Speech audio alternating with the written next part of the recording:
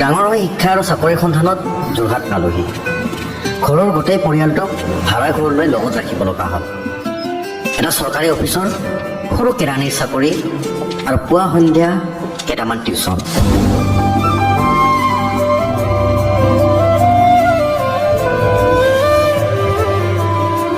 এইদৰে সংসাৰৰ নাও ডুবিও নুডুবাকৈ চলি থাকিল। জীৱনে কোনো দিশ নোলোৱা হ'ল। কিন্তু কোনোপধ্যেই ভাই ভনী আৰু নিজৰ শিক্ষাৰ জ্যোতি পঢ়িবলৈ নিদিলোঁ। নিজে BA পাছ কৰিলোঁ, ভাল চাকৰিৰ সন্ধানত ব্যস্ত থাকিলোঁ। MA পঢ়িবলৈ যাব নোৱাৰিলোঁ। কিন্তু বুজাব নোৱাব নোৱাৰা অধ্যয়ন স্পৃহাই মোক জিলা পুথিভঁৰালৰ নিয়মীয়া পাঠক কৰি পেলালে। ভাল চাকৰিৰ সন্ধানত আছোঁ। তেতিয়া যোৰহাটৰ অফিচতে কাম কৰা এগৰাকী টাইপিষ্টৰ লগত ভাৱ আৰু অন্তৰংগতা গঢ়ি উঠিল। ভৱিষ্যতৰ বাবে ফোন কৰিলোঁ। কিছুদিনৰ পিছতেই বৰ্তমানটোতকৈ ভাল চাকৰি এটা পালোঁ।